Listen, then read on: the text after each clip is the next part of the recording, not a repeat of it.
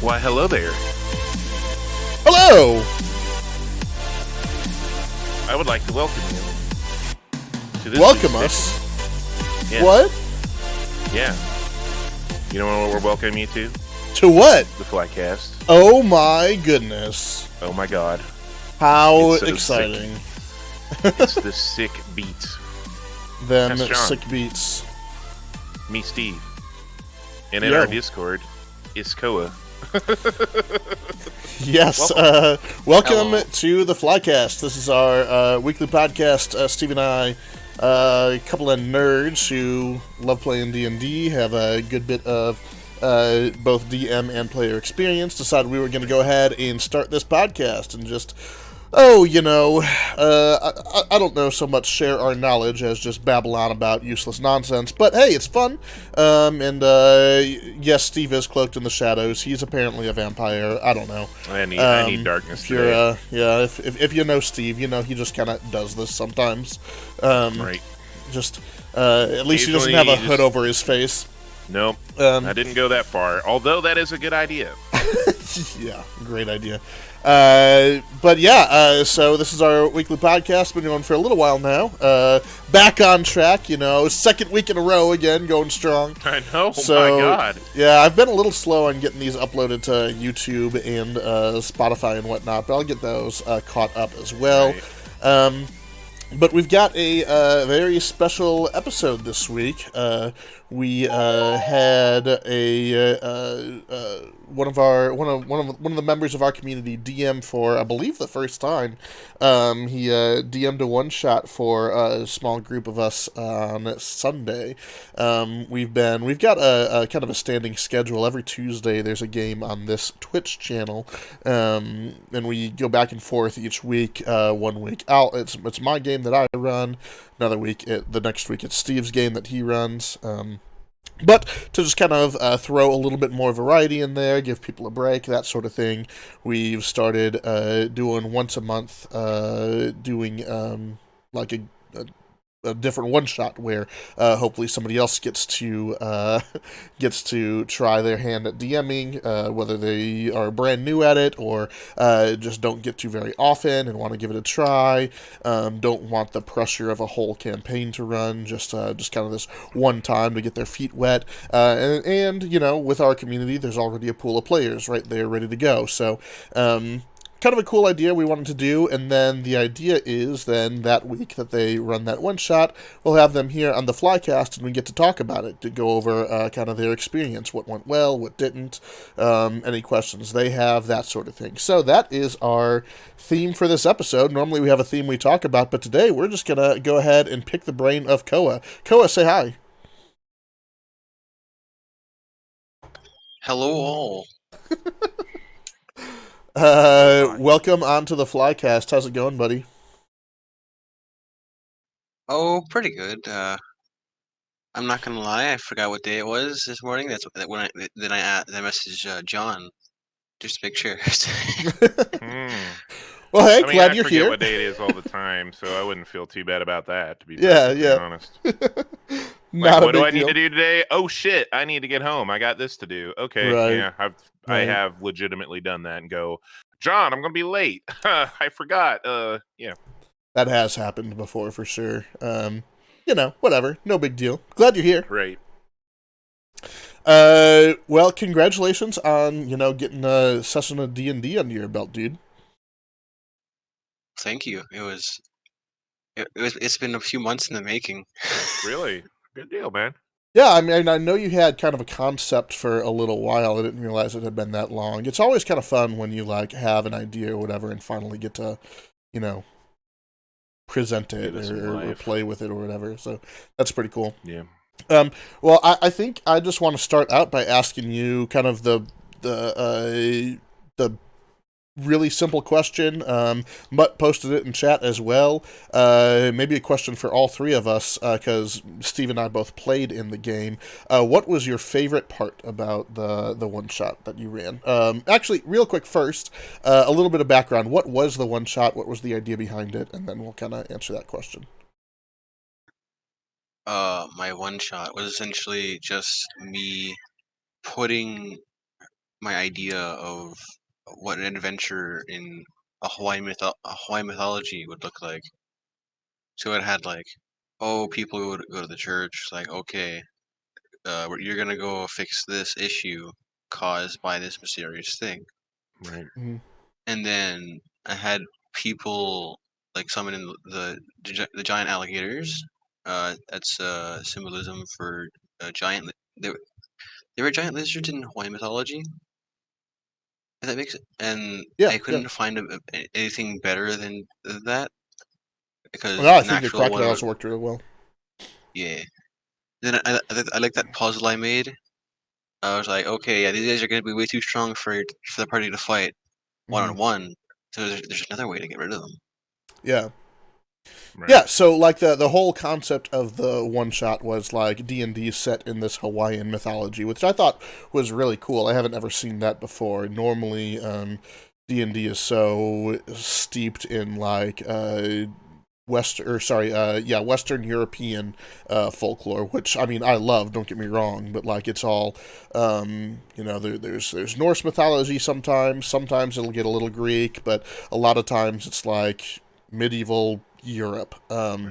which again great, but it's really kind of cool when there's something different. And yeah, a Hawaiian theme I've definitely never seen before. So that was the idea. We were in Hawaiian mythology. We weren't allowed to use metal. There Yeah, I wasn't a like lot of that actually. magic. I It thought was that was actually pretty really neat. cool. I really liked some of the stipulations that you put on us, and I think that was actually really cool doing that your first ever time DMing rather than being like, I don't know, do whatever. You're like, no, this is kind of the theme that I have going on, and here's Right. some stipulations to make that work. I think that was really cool. I've done a little bit of research on like Hawaiian, like watching like Hawaiian warriors and stuff like that. I always thought it was Yeah. interesting how they used how it was like clubs with shark teeth and Yeah. like just like spears and stones and like they didn't play. They were brutal, man. They were brutal folk. Yeah, well, and I think that's one of the cool things too that you did, Koa, is you were like, well, I mean, obviously you could just leave the weapons alone and whatever, but you were like, no, like they all did the same thing. That's one of the cool things about 5e is it's real easy to reskin stuff. But you were just Right. like, yeah, it's basically a short sword, but no, this is what it actually is. It's actually a shark tooth club or whatever. And I thought that was really cool. But yeah, we'll just kind of go with that first question from Mutt, and we'll just kind of go around, I guess. But what was your favorite part about the one shot? Definitely my Yeah, part cool. where Billy was like, okay, let's go find bamboo and walk over the water. And then you guys were like, nah, fuck that, we're gonna throw the halfling across. That's I mean, I'm always glad to be chucked because Yeah. normally me doing the chucking, so I like that too. Yeah, I mean, I don't know that I have a different moment. I think the throwing of the gnome across the water was a lot of You fun. haven't lived until you've thrown a character across something and almost got him killed. I mean, Yeah, I I think totally volunteer to tribute. I think that was really cool. I also just think it was just a lot of fun playing off of Mutt's character as well, that we were kind of the two meatheads. Like, I just had a lot of fun with that. Of us trying to play football with a gnome or whatever. It was fantastic. It's not really much of a stretch for me to play an old man either. Let's be fair. No. But I enjoyed playing a turtle riding. I kind of felt bad because I didn't ask. I didn't ask permission to be riding a turtle, but I found this cool like gnome picture of I put in gnome monk. Yeah. And the first thing I saw was a guy riding a turtle with this gray beard. It's like, that's the one. That's it. Yeah. That's my Patsy. And I'm like, I knew Megan was going to play. So I was like, if I need a little help with monking, I can. Right, I can she'll ask tell you her how to play too. your monk. Yeah. Because I mean, I won't say I don't have a clue because I've DM'd for monks and I've even played them briefly, but let's be honest, it's not been my go-to class. So, but yeah, I'm glad that we're all in accord. Yeah, chuck in the gnome. person. Yeah, that was the most chuck fun. the tiny person. It's fine. That was a very intelligent move there. Yeah. Well, was it intelligent or was it more like? I thought it was just more for the yucks, which I do just about anything for the yucks. Both, because imagine you trying to waddle across the water with all the alligators there. Oh yeah, well I didn't know there was alligators. Yeah, what were so to kind of paint a picture for people who didn't watch the streamer or anything. By the way, it is on a VOD here on Twitch, but there was a situation where we kind of were coming to like a underground temple or something. I can't really remember, but like there Right. was a large chasm of water between where we needed to get and where we were. And what we decided to do was just my character with a crazy high strength decided to take the like 20-pound gnome, and between me and another character, we just tried to huck him over the water. And based on our rolls, he ended up like barely kind of making it and then falling off. Right. But yeah, this He, is a question for you, Koa. Like, what did you think was going to happen there? Like, how did you, or did you not have any idea at all how the party was going to deal with it? um, well, of course, I planned for the standard. Okay, we go across the water, and then while most people are in the water, alligators spring, and then Right. guys trapped there for a second. But I I don't know. I, I don't know what I expected there was outside of that. You guys definitely surprised me. How did you respond to that? I guess like how did you like what was your reaction to being surprised in that moment? What were you thinking? I guess. uh, Honestly, in the beginning, I was like, I need more alligators. After that, Okay. after that first fight where you just cleared out the room in like one turn, Right. Did you I'm glad I didn't add more. Oh, I'm you glad did. I You didn't didn't add add more. Okay, I was wondering because, yeah, he's referencing the immediately before we ended up with these alligators here in this water. We had fought a bunch of tribal warriors in the room previously, and I mean, I think the combat did actually last 2 or 3 rounds, but at the end of one round, it was clear I don't think anyone took any damage. It was a pretty one-sided massacre there. So, um, yeah, what so I know like this was your first time DMing. You were DMing for a lot of people that you've kind of played with or watched on the stream and whatnot. And I know that you were a little nervous. What were you most nervous about? I wasn't I wasn't as nervous for like, oh, don't worry, it'll be fun, or like, don't worry, we'll go easy on you. I was worried about like you guys not enjoying yourselves or not. That's completely normal, man. That is, yeah. I mean, I want to put you at ease right there. That is every DM, every single session is like, Oh man, is this yeah, gonna be fun? Like, I don't know.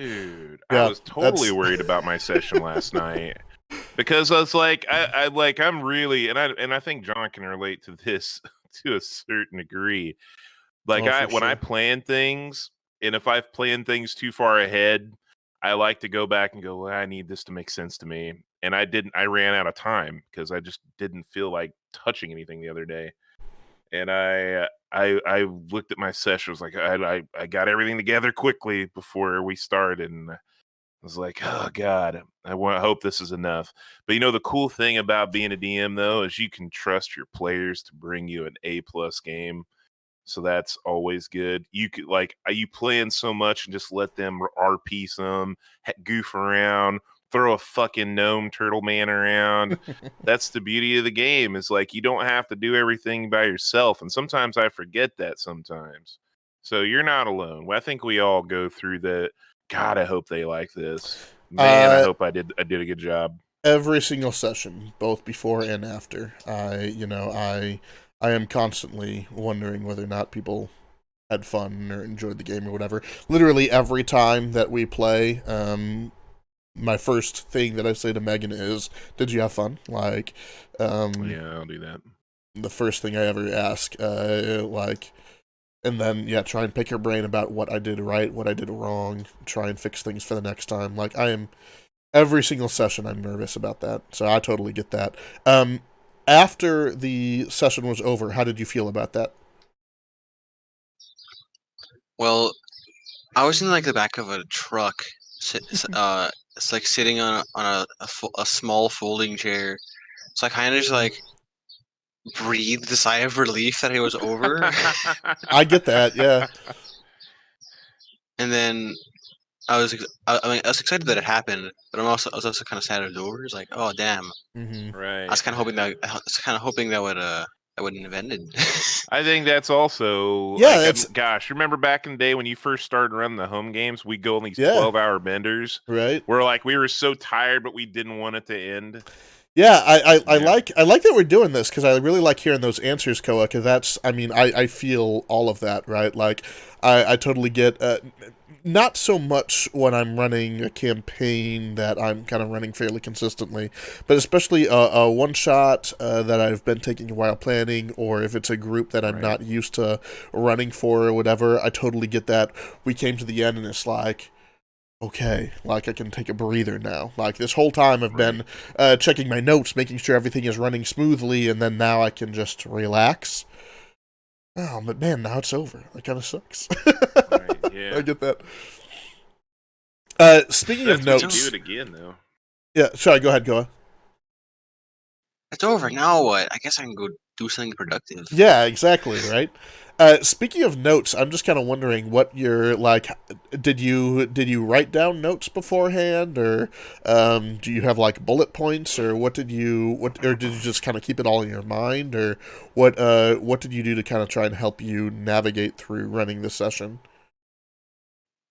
It was a good portion of Steve's style of just making shit up at the set on the moment. Yeah, I mean that's. I think DMing you should be prepared, but then like you have to be able to improv. Yeah, that's fair. Yep. And just go with it and be confident with it. Like an example I did last night was I didn't know how to explain why Tony wasn't with him, so I gave him like this safe house. And when everybody was like, why can't we know where you're at? And I'm like, fine, I'll show you. And I made everything up on the fly. And Yeah. then they're like, how does he have a magical hot tub? And I said, it's elemental magic. I completely made that out of Yeah. my ass. So it's what it is. I love it. I love it, man. Good stuff. Oh, actually, I want to clear something right now. The Yeah. alligators were that area before you guys went in that room. I was like, oh shit, I need to spice things up. That was way too easy. That's normal. Yep. That's completely normal. Well, I was gonna I've had to ask. do that. I was gonna ask if you made any adjustments on the fly like that. So, yeah, I mean, I think that's something that you learn as you go, and I think that's fair. It's also okay to have a dice roll encounter here and there when you have Yeah. like these bandits and you have a higher level party, and like these bandits don't know what they got themselves into.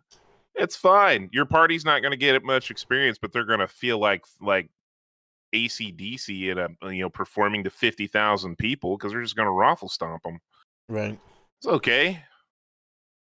I mean, Koa, do you have any questions for us? Anything that you thought that like you were like, man, I don't know, like if such and such happened, I didn't really know how to handle it, or anything along those lines, or anything you just want to talk about the session.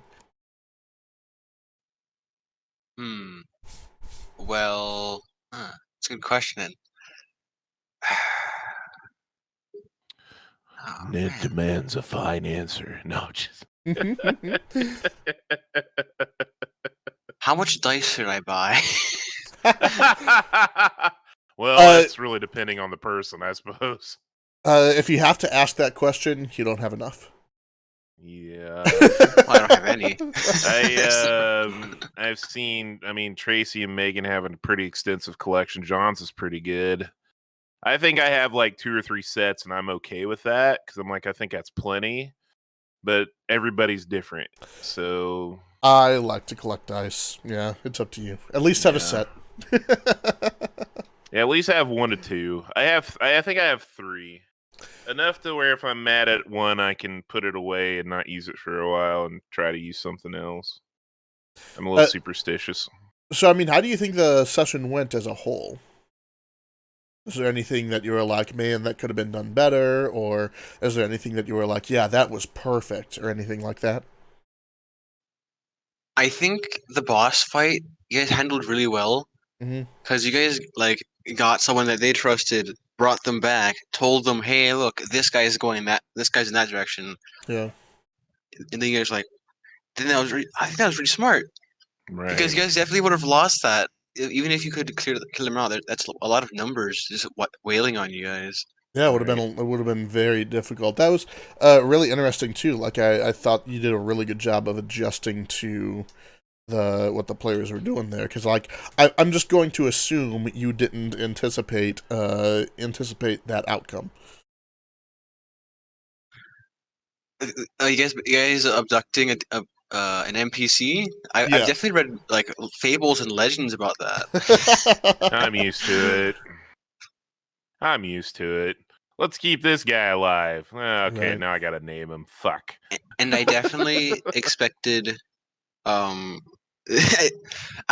the first guy got eaten by the crocodile, I was like, okay, yeah, they're gonna try and get another one of these guys. I'm not gonna try and resist it. Right. You're I mean, gonna be at that Turkey point, you kind of too. knew that. Yeah. Yeah, You gotta take the place of Turkey. You Turkey gotta too. do what Turkey did. I don't know who Turkey was. You're gonna learn. You're gonna learn. My goodness. Yeah. I That's mean, what I don't know. one-shots are for, though. Man. Have Steve, some did you have things on. anything you wanted to go over, talk about, ask? I mean, not in particular. I mean, I was just commenting the other day. I was like, just how good I thought you did, and just how impressed I was. You trusted your players. You clearly you were prepared, but like even when like you weren't prepared for some of it because you're like, oh shit, this wasn't a hard enough thing. You balanced yourself on the fly, and you had a bunch of experienced crazy players who were playing off of each other. So like that in itself, I mean, for me, that's intimidating. And you handled that so well. So it's more praise than question per Yeah. se. Yeah, no, I was just gonna say I totally agree. Like, and I am just kind of wondering what like I don't think this came up a ton, but there were a couple of times when there was like a rules question or like a ruling that Right. you had to make. How did you like what was your thought process going through that? Did you just like make up something and move on, or like were you like, oh shit, I have to know exactly what the right thing is, or like kind of how did you think? Like, what was your thought process when there were rules questions or rulings that needed to be made? I feel like I had a few times where I had to make up something on the fly and stick with it, like the AC for the mutated creatures. Right. Like I was like, okay, does the 24 hits? Yeah, but the 20, no. These Right. guys don't do much. They don't do much damage, but they're gonna be hard to hit. Right. I think that was a good balance. So you made up their like their AC and everything on the fly there. Yes. That's cool. I actually I dumbed them down, but made them more physically imposing. Yeah, that's interesting. I like that. Yeah, I would have to admit I was a little worried about him. I was That like, I'm works. trying to find a way to get rid of him. Yeah, I think that worked really So- well. I also really liked that you there was a previous fight in which these acolytes summoned those giant crocodiles, and then when the acolytes died, the crocodiles went away because they were summoned by the acolytes, and I thought that's a cool mechanic that I've used before but haven't for a long time, and I'm probably going to steal that at some point in the future because I like it. It's a really good way of increasing the difficulty of the encounter without drawing it out unnecessarily, and also making it seem like the odds are overwhelming when in reality they aren't, which I really like doing that to my players. I really like making them think that there's no way they're going to survive this when in reality they can. So I'll probably steal that. But I also really liked how then the boss battle didn't follow that same pattern. Like, you had kind of planted that expectation originally, but then when we get to the boss battle and we try and take out the boss and hope that then the mutations go away, that didn't work. And I thought that was actually really cool to kind of subvert expectations there. Yeah, that was probably the smartest move I made in that entire thing. Yeah. I'm really proud of myself about it. No, Yeah, you should be. I really like it. I think it's really cool to be able to like, yeah, you set an expectation earlier. They were like, oh, okay, it's gonna follow that pattern, and it didn't. You subverted that expectation, which I think is really like that's a really cool thing to do. That's not easy to do, and that's kind of impressive that your first time ever running a game, you were able to do that. Now the challenge is, like, I think you should run one for some of your friends. Like, Yeah. I think you should be able to, like, get them, like, because all your friends have computers or something, run something for them. Start thinking about, well, maybe I could run like a small campaign or something, or find some resources, because like you did a good job. Yeah. That's something that you could bring more people into. I mean, I think that's what I would challenge you to do. Like, you don't have to do it for us all the time, but I'm saying, like, you got other friends, you're getting ready to go to college. Like, if you've had a tough finals week, gathering your friends together and saying, hey, man, I got this, I love Dungeons and Dragons. Why don't I teach you guys how to play? You'd be surprised how many people will get into it. Even like your friends who you feel like they will you wouldn't think they have anything to do with it at all. And they'll take to it like a fish in water, because you're just sitting around with your buddies telling stories. That's what it is. Challenge accepted, Steve. All right. That's what I like to hear. You can get it, man. I mean, I was gonna ask, like, what's next? You got any plans for future games and whatnot? But there you go. There's a plan right there. I like the that. gauntlet has been laid down. Yeah. I mean, I was also definitely thinking about like running, like having, like preparing another one shot for another day where everyone could just test out something that they wanted to do. Of course. Like, maybe level 10. I don't know. I want to try this gnome barbarian thing with the beast, Right. the beast thing. Like, sounds. It's cool. nice to do one shots at higher levels, because if you do have like a character idea, you can do that. You can totally blend. Like, I want to go X, Y, and Z. I don't want to just go down a straight path and worry about it. You can literally play test it. Right. Yeah, I think that's definitely a benefit of one shots just in general, is getting to see how different mechanics work and different builds work and whatnot before you commit an entire campaign to it. Absolutely. Koa, if you were to run a campaign, what would you do? Would you want to do like a pre-written adventure or a homebrew thing? Would you want to take this Hawaiian idea and run a whole campaign off of it, or what would you think? I would probably try and continue the Hawaiian one, but in a time where like maybe first contact came with Captain Hook, and like, oh, yeah, you guys want to see the rest of the world? It's like, sick, yeah. That's pretty cool. A cool idea. They get first contact, they get to explore the world, see that, oh wow, there are much worse things outside of Hawaii. Let's go back. Well, with that, we are right about halfway through the hour, so we're going to go ahead and take a roughly 3-ish minute break, and we will be back. Right on, man.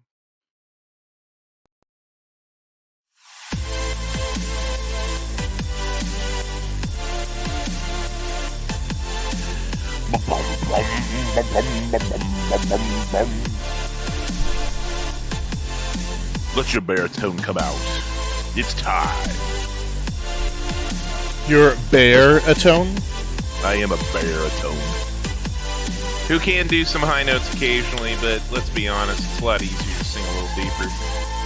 Hence why country music's been so appealing lately. Ew. That's sounds okay. disgusting. We're all entitled to our own opinions. It's fine. I like to bring a little home. And yours are wrong, so. Apparently. Welcome back. That by now. We are back with the Flycast. You're just wrong. Accurate. But yeah, we been chatting with Koa here about his first time DMing. That was fun. Where we've kind of gone over what worked, what we've kind of learned from the whole experience. Challenge to continue, because I think you did an amazing job. Yeah, definitely. So the second half here, we don't really have any community questions or anything, so I mean, we'll just chat about whatever, I suppose. If anyone's there in chat and any questions for us, you can go ahead and drop them there. But until then, I'm just gonna hand the floor on over to Steve. Right on. Well, I know we are talking about, next week. I know we want to do something special. Jimmy put in a really good questionnaire, so I think we're going to touch up on that. So that'll be good. So just make sure that you get some questions in for that, because that's basically why we play D&D and what brought us into it. No, it was really a deep question. So if you check the Flycast channel, the Discord channel, you'll actually see that. And I think we're actually going to do that. So that'll be a very good topic. Mm-hmm. And then other than that, I mean, just, that's what we really want to work on. And just, we praise Koa. I know we didn't really have a ton of questions. So it's like we could talk about just literally about whatever for the rest of our time. Like I was like, you know what? I'll talk about something. Like the first time I remember when I ran my games, how nervous I was, but how excited I was at the same time. Yeah. Of just like, it started off with something simple. It turned into something epic that I'll never forget. So, Yeah, need more people to do that.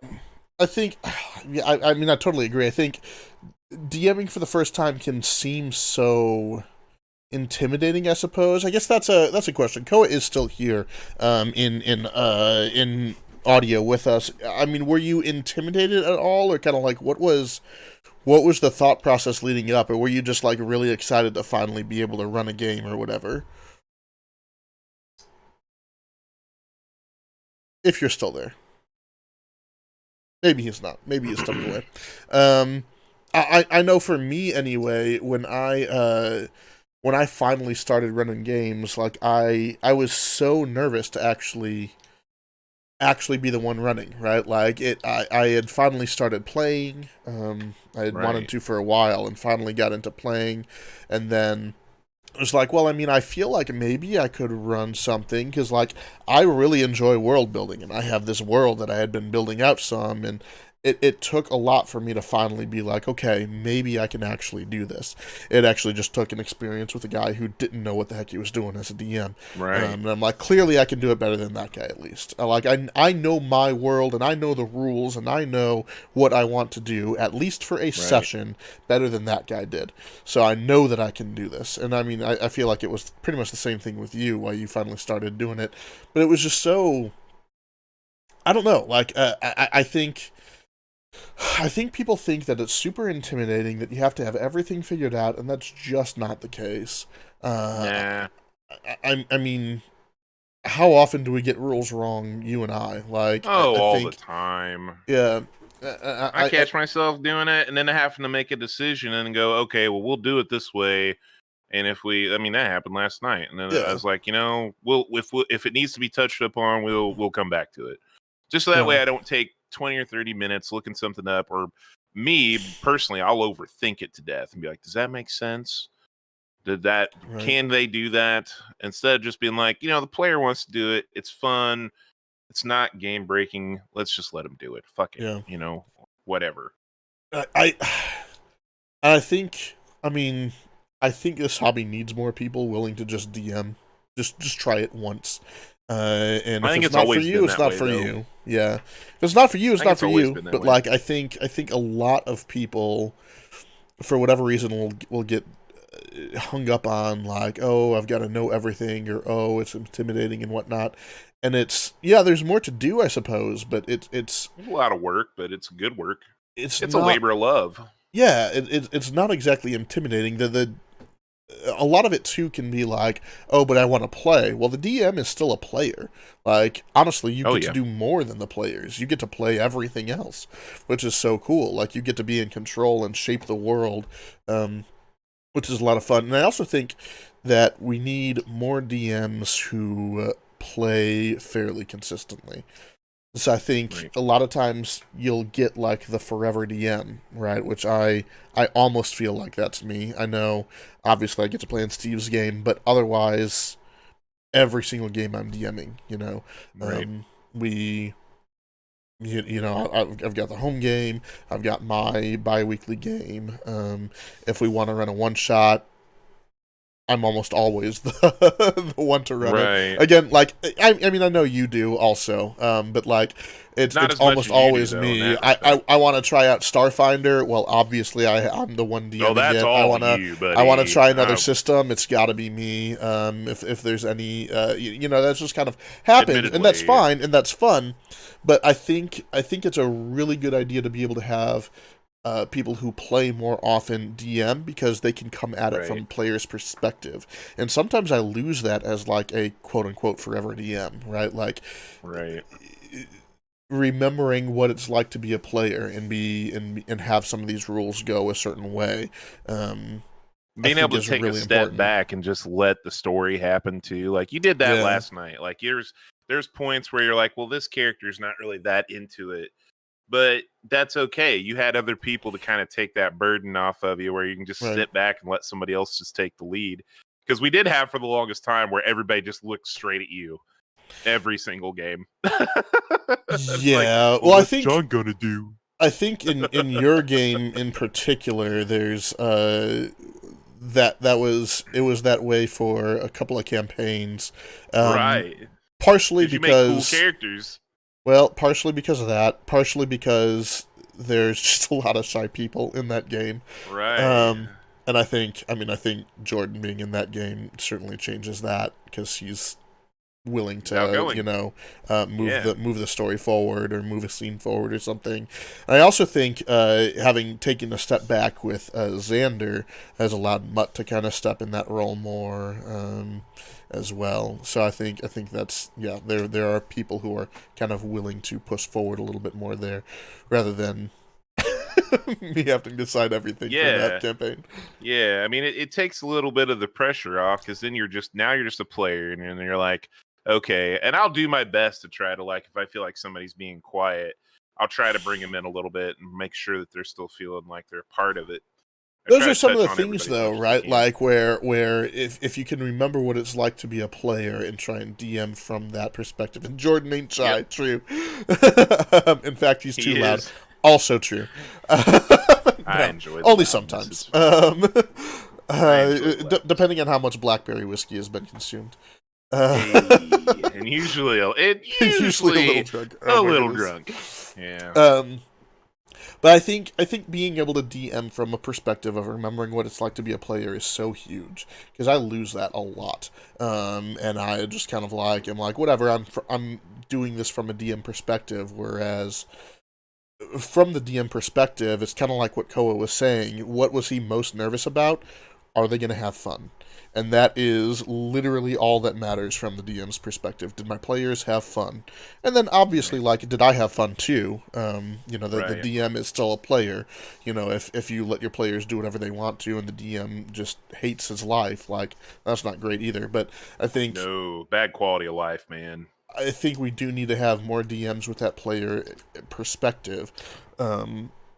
I think that gets missing when people don't kind of take the reins and step up like Koa did. Speaking of which, if you're a part of our Fly Captain community here and you're listening to this right here, hey, next month we need someone to run a game. So Yep. we're looking at you. Either what were the dates again? The 2nd or the 16th of March. Yeah. We need someone. Hey, even if you're not a part of the Fly Captain community and you want to run a game, send me a DM on Discord. We'll see, because we want someone there. But yeah. Yeah, I force my players to do things all the time. I don't care. I'll railroad you a little bit. Maybe we could have Jordan be the DM. Jordan's Hey, ran a Koa, game there you before. are. You're back. He has, and he did a good job. Yeah, I like to try. I will admit, sometimes I'm a little railroady, but at the same time, I try to keep you a couple of busty farmers. Yeah, okay, that's there's a story behind that. So, like, one of my players on my Sunday game was like, "God, I can't believe there weren't any farmers' daughters or any whores in this small farming village." I said, "Fine." They were in a port town. There's a farmer that comes down the stairs with two beautiful busty daughters. He did nothing. I said, "Okay, well, there was your shot. You blew it." Wow. Dude, Steve, that man was overwhelmed, and you know it. Part of my job is to put people in uncomfortable positions. And oh shoot, I'm sorry, I got a phone call. I got to step away. So if you want to bear with me for a moment. I mean, not a problem. We'll go ahead and actually end it a little bit early because we're pretty close to ending time anyway. But thank you guys so much for hanging out with us. This is the Flycast. We are here every Wednesday from 7:30 to about 8:30 Eastern on this channel right here. Over there we got Steve at Stevo the DMO. He streams over there on that Twitch channel. Hang on, let me mute him. There we go. He streams over there on that Twitch channel occasionally, off and on throughout the week. He normally ends up streaming later on Wednesdays when we're done with this. Don't know if he will or not, but usually playing Destiny or setting up prep for his D&D games. Every once in a while, something else. But you'll catch that over at Steve of the DMO. He will have a game on Sunday as well at 7 p.m. Eastern. That is his Curse of Strahd. Or no, sorry, it's not Curse of Strahd anymore. Midgard. It's kind of a Norse mythology setting over there on Sunday. And then a week from yesterday, next Tuesday, we will be back here at Fly Captain with my campaign. We're doing Tomb of Annihilation. We're near the end of it, so hope to see you then. Until then, if you haven't followed us yet, go ahead and click the button to join the Discord. If you're watching this later on YouTube or anything, likes, follows, all that stuff. Thanks for hanging out with us, guys, and we will see you next time.